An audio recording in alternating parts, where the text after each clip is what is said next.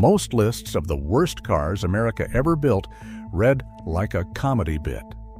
Punchlines: ugly cars, slow cars, cars your dad will not admit he drove.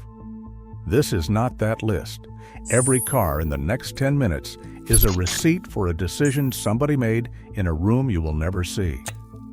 A cost cut, a memo, an order signed at the top of the page.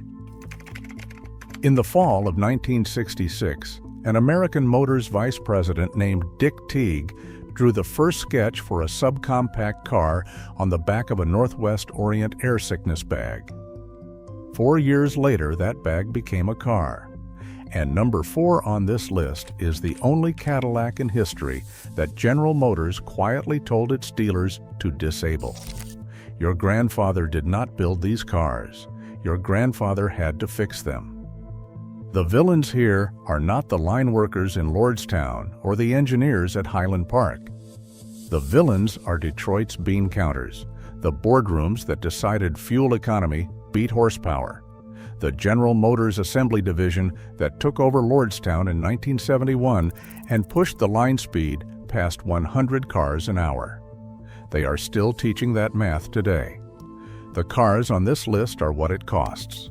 Number 8 on this list sold for $9,800 at auction because of a television show, and Pontiac could not sell more than 27,000 of them in its best year. 11 cars. One question: who signed the receipt and what did they cross out to do it? Number 11. The 1970 American Motors Gremlin. American Motors rolled it onto dealer lots on April 1st, 1970. April Fool's Day. The car was a Hornet sedan with 12 inches sawn out of the wheelbase and the back end flat cut like the tail of a salamander. American Motors had just spent $70 million buying the Jeep division and could not afford a clean sheet subcompact, so design chief Dick Teague chopped what was already on the floor. Base price, $1,879. American Motors sold 674,000 of them across 8 model years. The receipt for the whole car was a sketch on a Northwest Orient air sickness bag. Number 10. The 2002 Lincoln Blackwood. A pickup truck sold only in black, with a carpeted bed lined with stainless steel, and no four-wheel drive option at any price.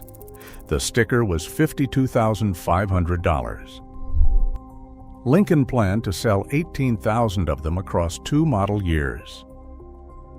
They built just over 3,350 before the line shut down on August 8, 2002, 15 months after the first one rolled off the floor in Claycomo, Missouri. The bed had carpet because the bean counters wanted a Navigator with a tailgate, not a truck. The men who would buy a Lincoln pickup were the men who knew that. Number 9. The 1974 Ford Mustang II. Lee Iacocca ordered it personally. He called it a little jewel. Underneath the body, it was a Pinto on a longer wheelbase. The base engine was an 88 horsepower, 2.3-liter 4-cylinder. For the first and only year in Mustang production history, no V8 was offered. Sticker price, $3,134. The Mustang II won Motor Trend's 1974 Car of the Year and sold 385,000 units in 12 months. The OPEC oil embargo of October 1973 saved it. Without OPEC, Iacocca's little jewel would have sat on dealer lots like the receipt it was. Number 8. The 2001 Pontiac Aztek, designed by Tom Peters, who later drew the C7 Corvette. Pontiac forced his clean, futuristic shape onto an existing Pontiac Montana minivan platform to save tooling cost, and the proportions broke. 26 months from sketch to showroom, a record turnaround at General Motors, and not in a good way. Base price, $21,995 in 2001. Sales target, around $75,000 a year. Best year, $27,000. Then Walter White drove one on television, and the Aztec's whole legacy got rewritten by a fictional chemistry teacher in Albuquerque. The factory shipped 119,000 units across 5 model years, a fraction of what Pontiac had projected. Number 7. The 1984 Pontiac Fiero. Mid-engine, 2-seat, the first mass-produced mid-engine sports car from an American manufacturer. The press called it the new Corvette. The mechanics called it something else.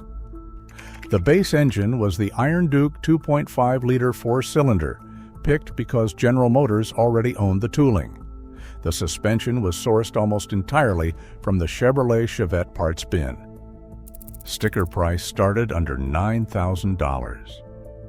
On November 25, 1987, the night before Thanksgiving, General Motors recalled 136,000 1984 Fieros after 260 reported engine fires and 10 injuries. The receipt was the parts bin. Cheap suspension, cheap tooling, cheap engine. Pontiac killed the car a year later. Number 6. The 1971 Chevrolet Vega. Motor Trend's 1971 Car of the Year. Base price, $2,090. The engine was a 2.3-liter all-aluminum 4-cylinder with no iron sleeves in the cylinder bores, an experimental design General Motors research had been chasing since the late 1950s. The block warped. The bores scored. The body rusted out in 2 New England winters. John DeLorean, then Chevrolet's general manager, wrote in his book that nobody at Chevrolet wanted to build the car. The receipt for the Vega was the sleeveless block. Aluminum bores were cheaper than iron sleeves. The bean counters wrote that line, and the engineers spent the rest of the decade trying to walk it back. Somewhere between the Vega's aluminum block and the Citation's locking rear brakes, Detroit changed. In October of 1971, General Motors handed the Lordstown plant to a new outfit called the General Motors Assembly Division. The Assembly Division reorganized the floor, cut labor, and pushed line speed past 100 cars an hour. The cars came off broken. 2 years later, Lee Iacocca pushed the Ford Pinto from sketch to showroom in just under 25 months, against an industry standard of 43. Detroit kept its receipts. Iacocca kept his. And 5 years after that, General Motors tried the same thing in front-wheel drive, and the federal government took them to court over it. Number 5. The 1980 Chevrolet Citation. Motor Trend's 1980 Car of the Year. The first front-wheel drive Chevrolet ever sold. Base price under $5,000. 810,000 sold in year 1. The best-selling car in America. By 1985, 63,000. The National Highway Traffic Safety Administration filed suit through the Department of Justice over the rear brakes on General Motors X-body cars locking under normal stops, sending them into a half-spin. General Motors beat the lawsuit. They never beat the reputation. More than 225,000 1980 X-body cars, the Citation included, were recalled for transmission hoses leaking onto the exhaust and starting underhood fires. Detroit signed the receipt anyway. Number 4. The 1981 Cadillac with the variable displacement V8, officially called the L62.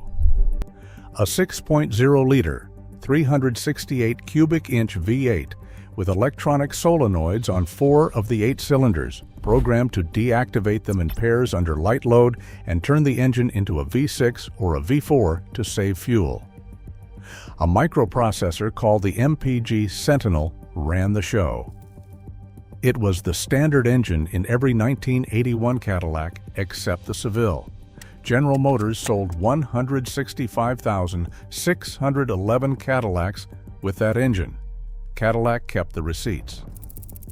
13 computer chip revisions, Every revision a memo about why the last one had stalled at a stoplight or shaken the dash trim loose.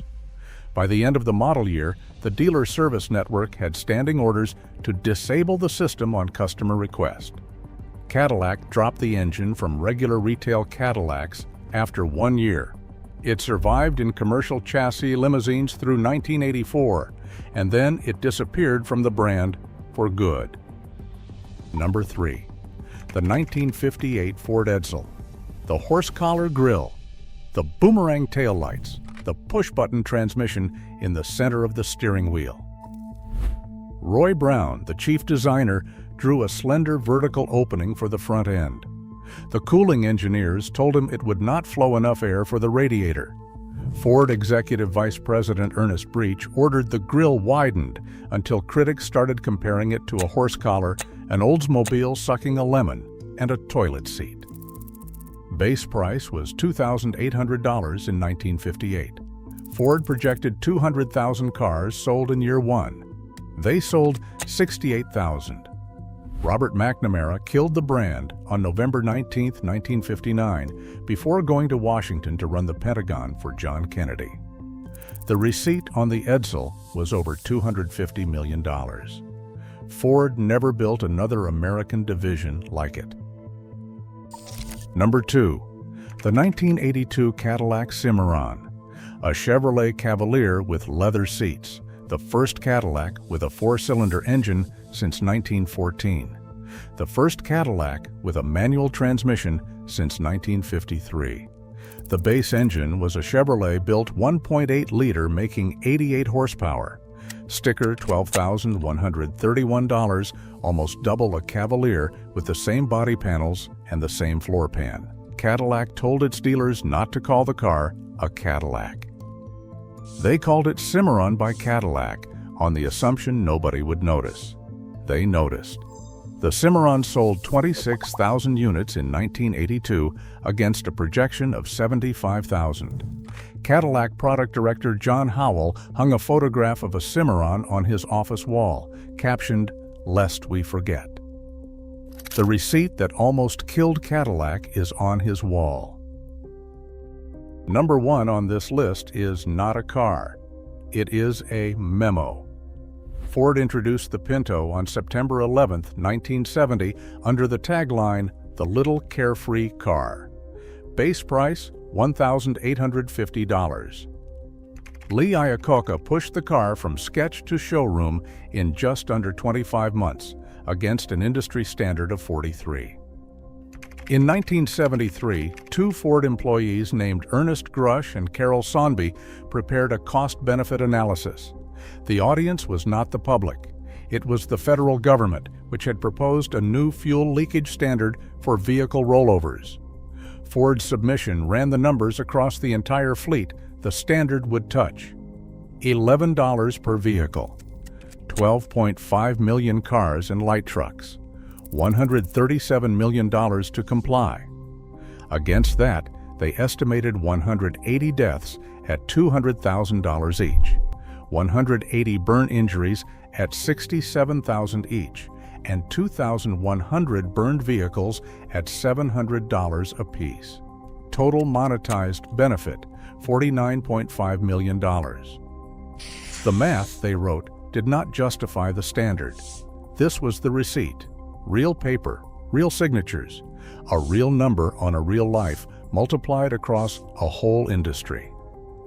In September 1977, Mother Jones magazine published the memo alongside its investigation of the Pinto. The Pinto's name carried the memo into the history books. Ford has never lived it down. At the start of this list, I told you these cars were receipts. Now you have seen the file. Pick one, just one. Find a 1971 Vega in a yard near you. Walk around it, open the hood, look at the cylinder bores where the iron sleeves should be. My uncle bought a 1980 Citation off the lot in Akron, Ohio. He sold it back to a different dealer 11 months later for half what he paid. He never bought another General Motors car. He drove a Toyota Corolla until the day he died, and he kept the title to that citation in a folder in his desk drawer. The folder said, "Receipts." Drop the worst car your family ever owned in the comments. I want to know if more of you remember the Vega than the Pinto. The cars are gone. The receipts are still in the file. Detroit knew. Now you know too.